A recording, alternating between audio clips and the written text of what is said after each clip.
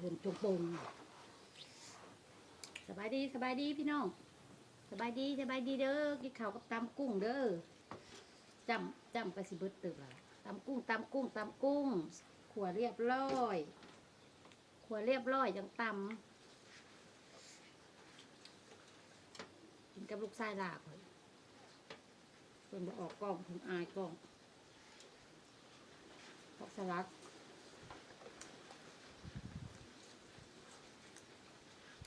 กัดแรกเป็นหนึ่งกัดนางเลิศผักกาดเอี่ยวพี่น้องผักกาดก้านกุ้ง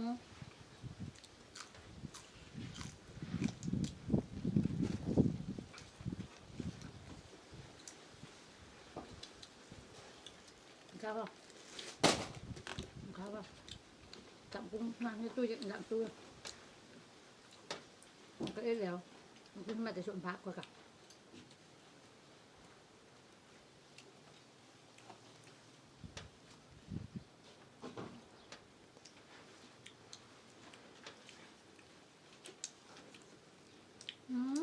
เกลือกันเลยพี่น้อง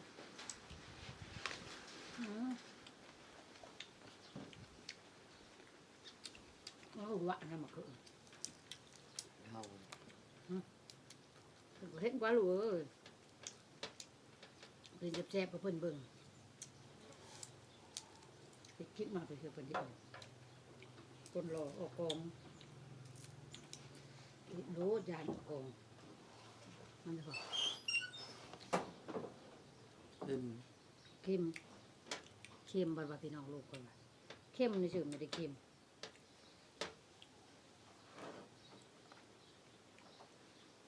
กระเทียมพี่น้อง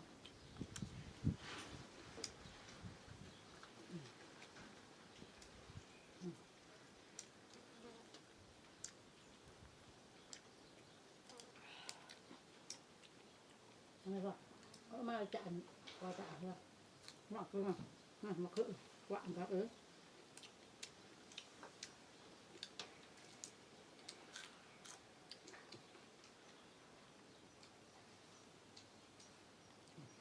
ถูกยาคิดมาเองไปไว้กินข้าวนั่งแล้วนี่แม่ดับประกาศ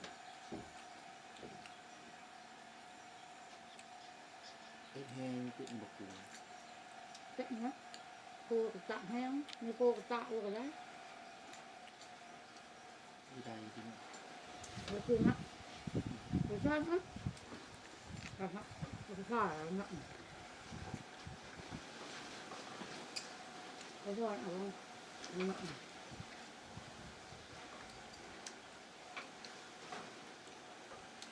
ก้อยกุ้งพี่น้องตำกุ้งพี่น้องตัวแล้วจังตำไม่ได้ตำดิบอะมันตายแล้วตำดิบก็แซ่บ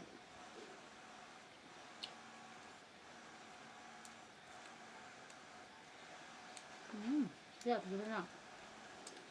แต่เครื่องครบแล้วแซ่บพี่น้องเลยก็จะรัดก้อยฮักแล้วก็มันปรุงใหม่อีกมันก็เลยหน่อยเอาคมๆจังหน่อย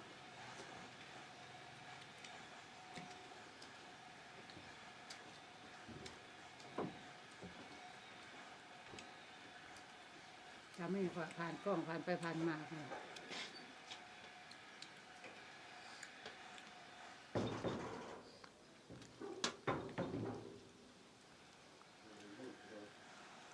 ตลกไง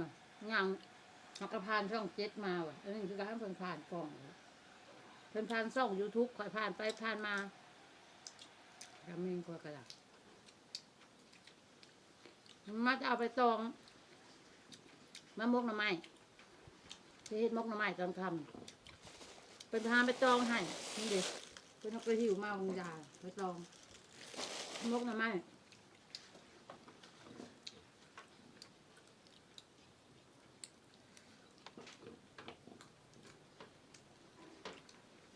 ทำมาหากินพี่น้องแต่ละมื้อบ่ได้อยู่หาหน่อไม้ได้แล้วก็หาตองมามก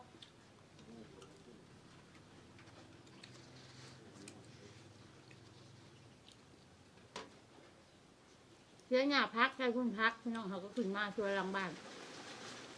ไม่ถ่ายระเบิงมันบ่ไม่หนักบอกมันไม่มุมกล้องที่นี่มันตั้งกล้องไปหรอก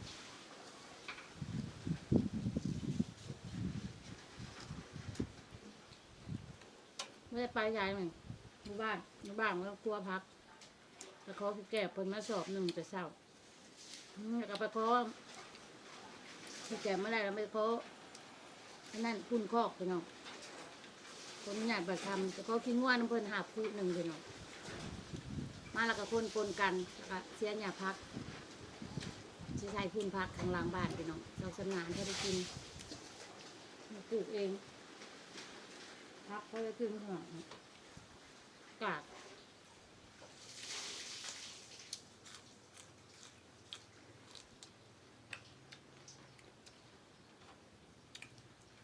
นี่หางบักเทียมก็มีลืมเอาลืมให้ลูกเอา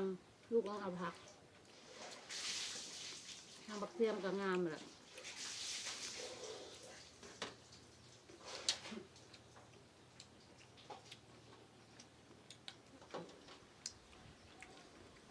เฟซร้านเอาให้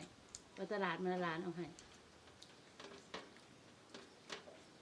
โอ้ยลูกก็เห็นแต่หน้าผักปลอน้อยหนึ่ง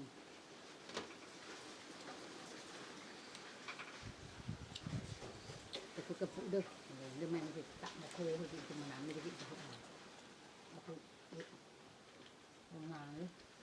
กับตับปันคือโคไข่มันต้องงามกว่าจะพูดมานั้นได้กระปุก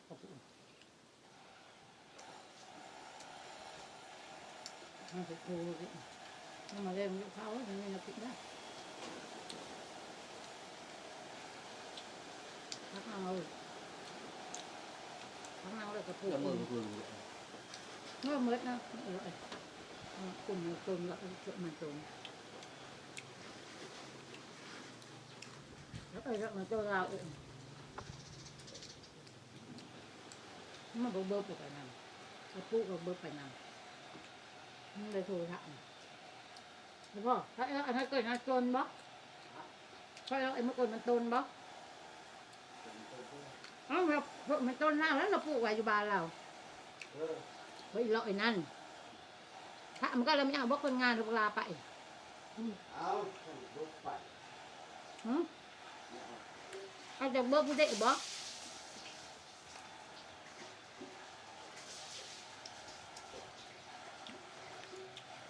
ถ้าลูกไปก็ส่งมั่งก็จะมีอยู่จังมาแล้วมันอยู่กับเบิร์ก้นมั่งน่ะถ้ามันอยู่เพิ่งหลา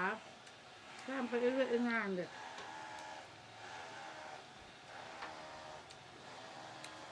อยู่เพิ่งหลามันนอนหลายมันเป็นบุกมาใจเรื่องหลายเรื่องขอส่งเรื่องไม่ใช่ว่าดอกคารถเนี่ยพวกมีข้างเอิญคารถเนี่ยตู้ทำก็อีกเลยไม่มินกับมือบ่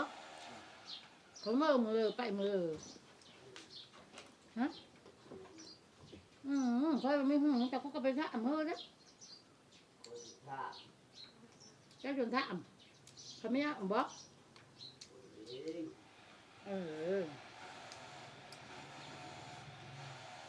โชคแทบเคยแต่นะก็ไม่มีป่ะจ้ะ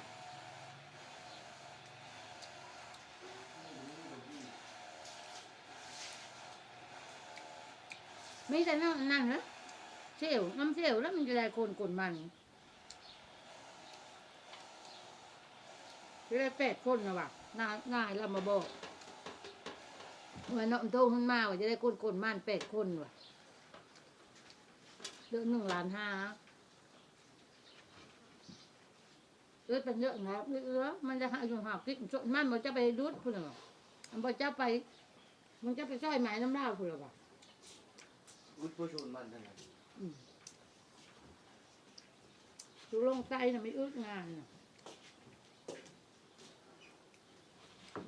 งานมีกลุ่นมันเก็บกระเพาะมืดเลยหรือวะ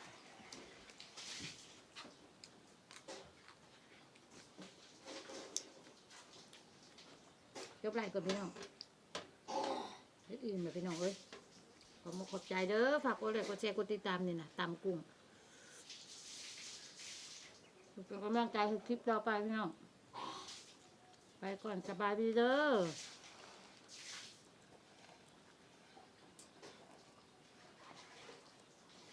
โอ้ยว่างกับบ่ได้ปานนั้นนอนใกล้ๆ